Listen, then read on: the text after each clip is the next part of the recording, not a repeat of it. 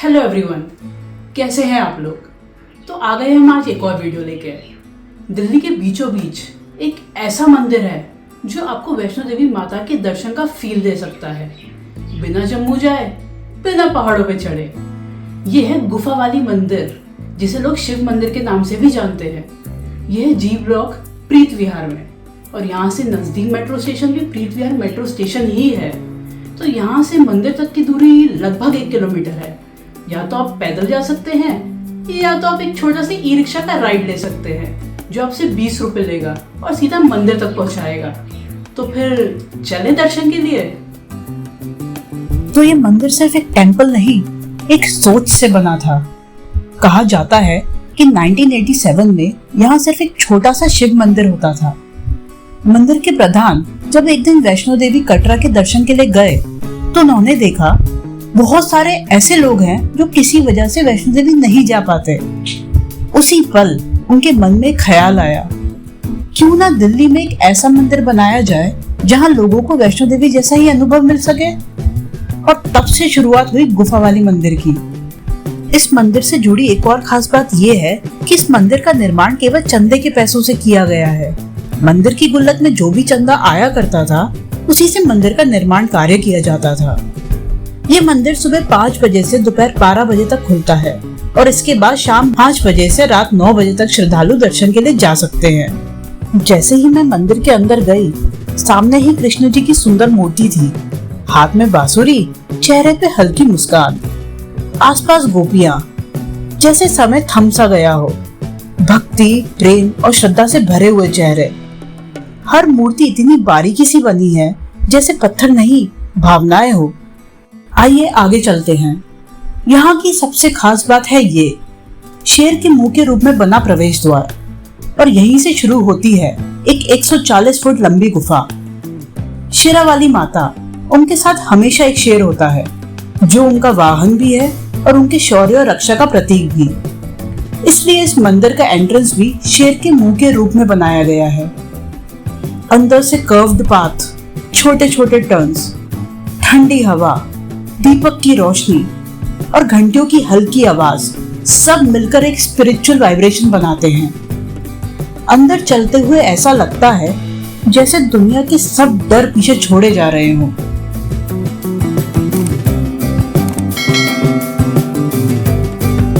सबसे पहले मिलती है संतोषी माता की मूर्ति, जिन्हें संतोष और सुख की देवी भी कहा जाता है। वहीं साइड में दर्शन मिलते हैं लक्ष्मी माता के, जो धन, समृद्धि और कृपा का प्रतीक हैं।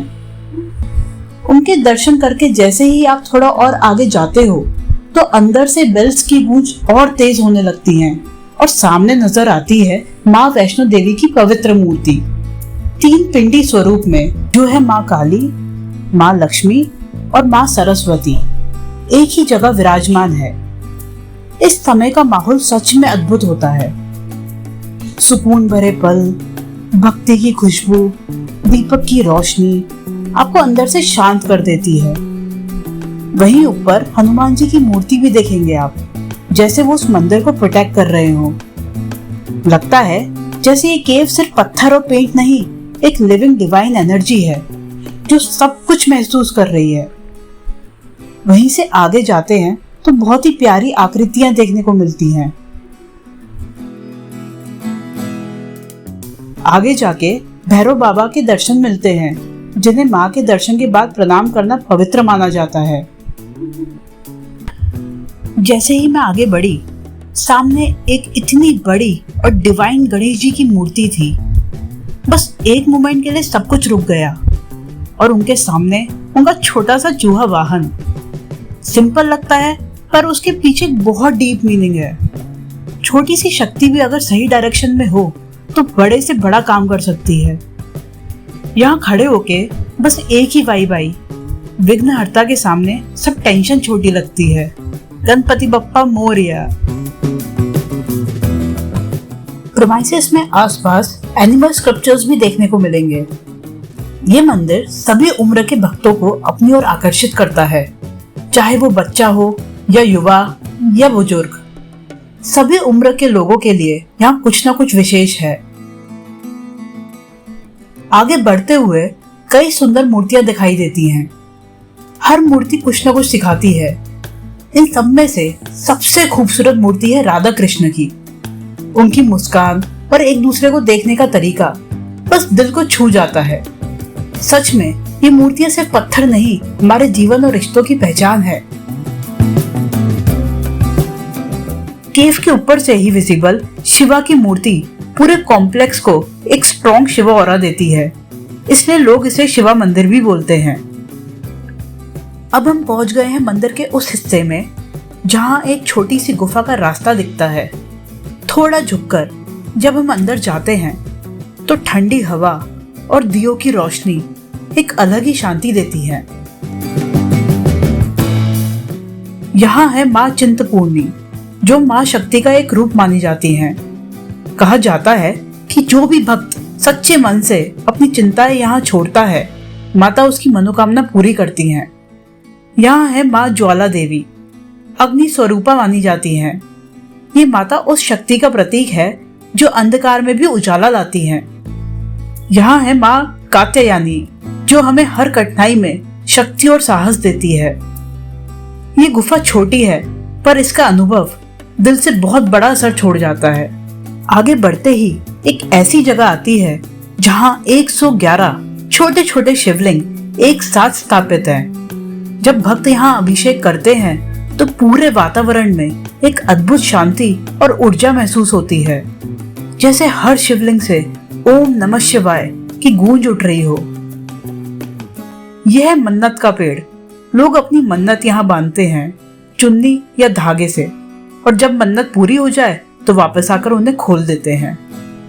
आगे जाते हैं तो ऊपर हनुमान जी की एक विशाल मूर्ति नजर आती है, जो मंदिर का एक और मुख्य आकर्षण है। ये हनुमान मूर्ति कॉम्प्लेक्स को एक प्रोटेक्टिव ऑरा देती है। पूरा माहौल बस एक ही ऊर्जा से भरा है।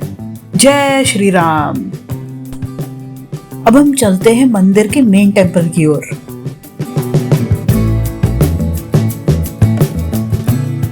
शुरुआत होती है चांदी के शिवलिंग से, जहां पास ही नंदी जी विराजमान है, और सामने ब्रह्मा, विष्णु और महेश की मूर्तियां, जो सृष्टि के तीनों स्वरूप दर्शाती हैं।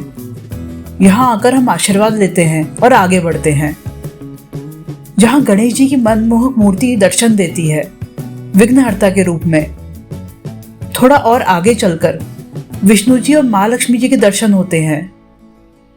फिर आगे माँ वैष्णो के दरबार में काली माँ, लक्ष्मी माँ और सरस्वती माँ तीनों स्वरूप एक साथ विराजमान है। फिर आते हैं गौरी शंकर, शिव जी और पार्वती माँ का दिव्य रूप, जहाँ प्रेम, त्याग और एकता का प्रतीक दिखता है।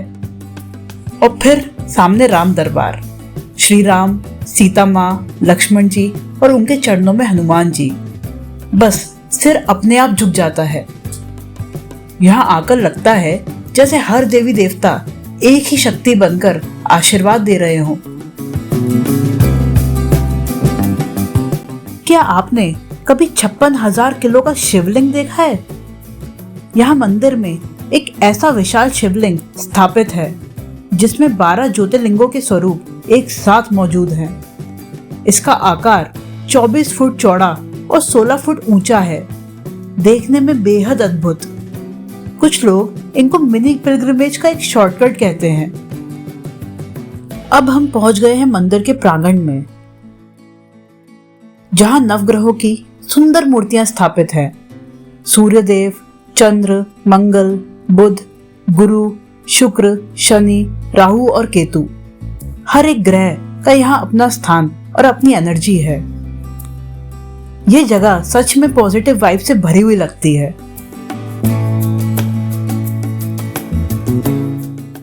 अगर आपको ये दर्शन और ये टूर पसंद आया हो तो लाइक और सब्सक्राइब करना मत भूलना।